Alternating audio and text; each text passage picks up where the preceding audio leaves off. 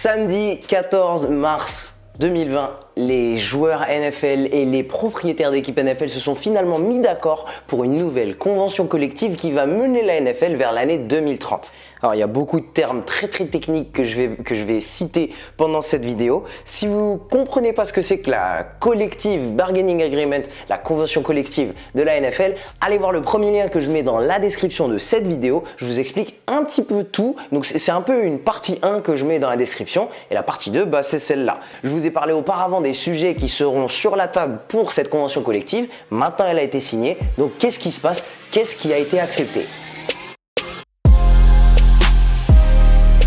Et salut l'équipe, c'est Samy pour French Sports News, j'espère que vous avez la pêche. Aujourd'hui on va parler de la convention collective de la NFL qui a été signée pour les 10 prochaines années. C'est les règles auxquelles la NFL va répondre en dehors du terrain. Donc les propriétaires d'équipes ont proposé cette convention collective aux joueurs et les joueurs ont accepté. Il y a eu 1019 oui pour 959 non.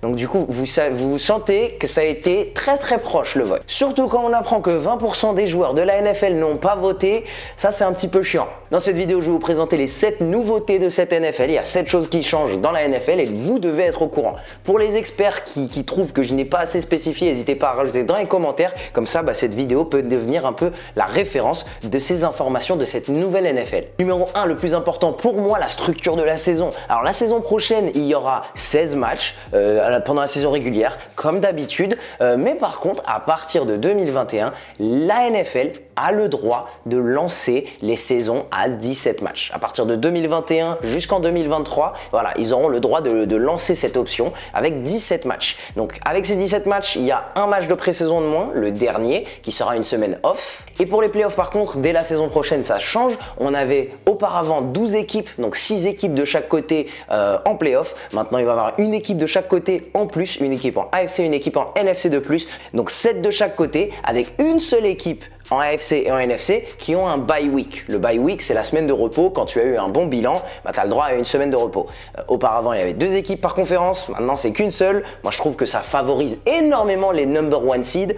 On verra par la suite. Numéro 2, la tolérance pour la marijuana. Alors la NFL continuera à tester ses joueurs pour la marijuana, mais la NFL ne suspendra plus les joueurs. Il va y avoir des amendes, il va y avoir des thérapies qui vont être obligées pour les joueurs, mais ils ne seront plus suspendus pour la marijuana. Pour les autres drogues qui vont être testées, il n'y a pas eu énormément de changements. Par contre, il y a eu un changement assez important. Les joueurs pourront revenir dans les établissements de leur équipe NFL à la moitié de leur suspension. Ils ne pourront pas jouer pendant toute leur suspension. Imaginons si je me fais attraper et que j'ai 6 matchs de suspension, je pourrais revenir dans l'établissement de mon équipe à partir de la 3e semaine. La 3e chose qui change, et il y a pas mal de choses là-dedans, le nombre de places dans une équipe. Auparavant, il y avait 53 joueurs dans une équipe. Maintenant, il y en aura 55. Et le jour de match, d'habitude, il y avait 46 joueurs. Maintenant, il y en aura 48. Et pour la practice squad, c'est les équipes d'entraînement. Auparavant, il y avait 12 joueurs. Maintenant, il y en a 14. C'est des joueurs qui ne font pas partie du roster des 55.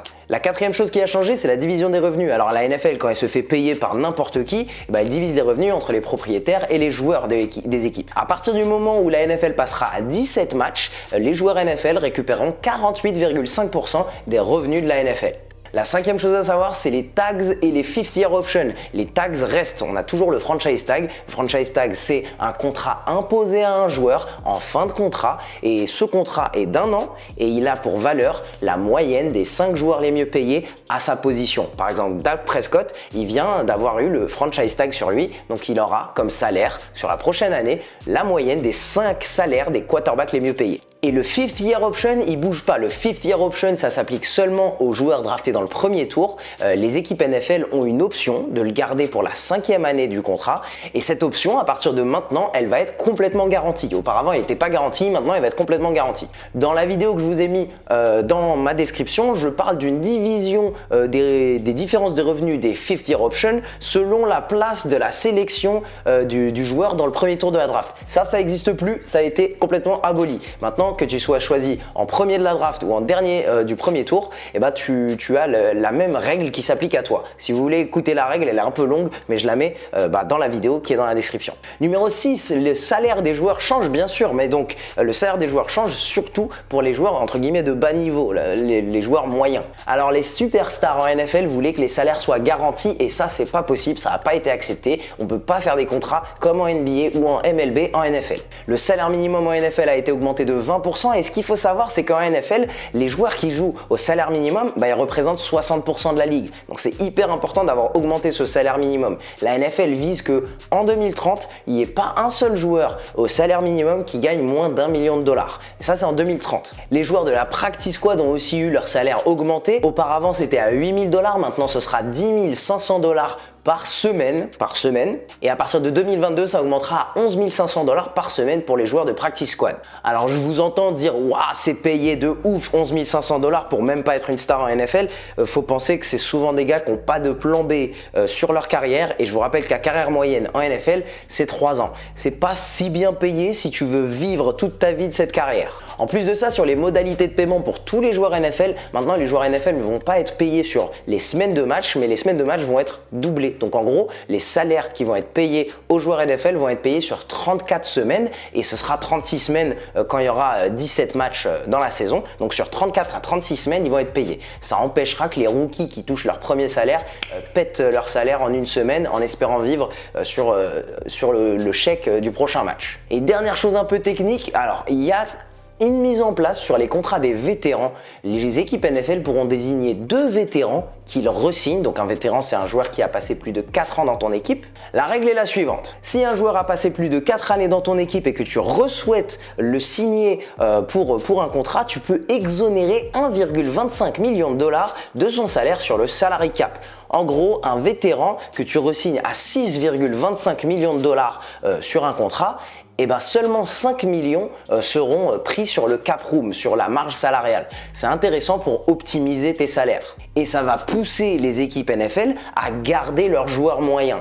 Et la 7e chose qui change, c'est les entraînements avec les joueurs. Alors les joueurs se plaignaient de trop s'entraîner en casque et en épaulettes, ça faisait trop d'impact, donc trop de fatigue sur leur corps. Du coup ça change. Auparavant, les joueurs s'entraînaient pendant un training camp 28 fois avec le casque et les épaulières. On appelait ça un entraînement full pads et ce chiffre était à 28 et c'était des entraînements assez intenses au niveau du physique. Ce chiffre est maintenant baissé jusqu'à 16 entraînements. Maintenant il n'y a plus que 16 entraînements avec full épaulettes et casque. Pendant les entraînements, les joueurs n'ont pas le droit d'être sur le terrain plus de 4 heures par jour et en plus de ça, les joueurs sont interdits d'être à l'établissement de l'équipe plus de 12 heures par jour. Alors je pense que pour les quarterbacks, ils vont un petit peu ne pas faire gaffe à cette règle. En gros, je vous ai communiqué le plus important de ce qu'il faut savoir sur cette nouvelle convention collective. N'hésitez pas à me dire ce que vous en pensez dans les commentaires. J'aurais bien aimé voir des joueurs toucher des contrats max, des contrats garantis. Les experts, encore une fois, n'hésitez pas à commenter et rajouter des règles que j'ai peut-être oubliées, que j'ai peut-être mis de côté. Là, j'ai essayé de vous transmettre le plus simple à assimiler. Maintenant, qu'est-ce que j'en pense? Il y a presque 1700 joueurs en NFL et 32 propriétaires d'équipes. C'est beaucoup plus facile pour les 32 propriétaires d'équipes d'être solidaires pendant cette négociation. Parce que les 32 propriétaires d'équipe, ils ont des situations beaucoup plus proches les uns des autres, donc ils se comprennent les uns les autres, donc ils vont défendre des intérêts communs pendant cette négociation de convention collective. Quand tu as en face de ça 1700 joueurs NFL, 60% qui touchent le salaire minimum et un petit 2-5% qui touchent des salaires max, ils ont des besoins complètement différents, c'est toujours plus dur dans cette démocratie d'être solidaires ensemble face aux propriétaires. Donc du coup, c'est pour ça que tu te retrouves souvent avec des joueurs qui disent qu'ils se sont fait avoir dans cette négociation. C'est juste presque impossible de mettre d'accord ces 1700 joueurs. Les joueurs auraient aimé avoir un bye week de plus, peut-être des bénéfices pour les anciens joueurs. Ils auraient aimé rester à 16 matchs de saison régulière et ils auraient aimé ne pas avoir ces contrats qui sont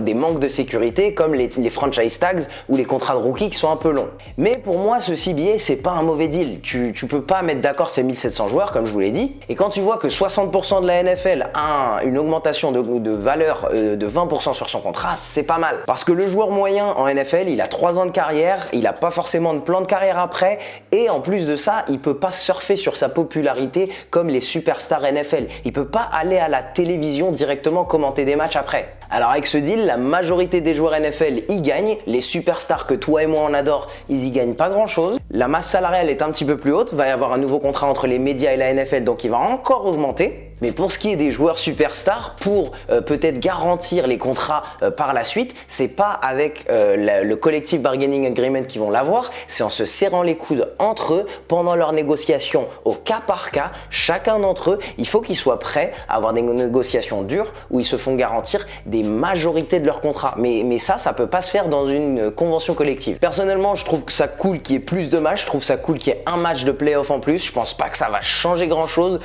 Comme je vous l'ai dit en début de vidéo, une seule équipe qui peut se reposer par conférence, ça va faire vraiment la différence. Et au final, la NFL va faire plus d'argent et va attirer plus de talents. Donc ça, c'est cool pour le fan moyen. C'est tout pour moi. Dites-moi dans les commentaires ce que vous pensez de cette nouvelle convention collective. Je sais que c'est des sujets un petit peu loin du football, ça va pas changer grand chose à ce que vous voyez sur le terrain. Mais j'espère que cette vidéo vous a plu. Elle est très importante jusqu'en 2030. On va voir une nouvelle NFL, plus de matchs. Est-ce que ça va être plus intéressant? Est-ce que les joueurs vont être contents avec cette convention collective? En tout cas, je l'espère, et j'espère qu'on va vite retourner sur les terrains de la NFL et de la NBA parce que cette quarantaine est un peu longue. J'aimerais bien pouvoir profiter du sport avec vous. Prenez soin de vous et on se retrouve dans une prochaine vidéo pour plus de NFL, plus de NBA. Ce sera tout pour moi. Allez, ciao!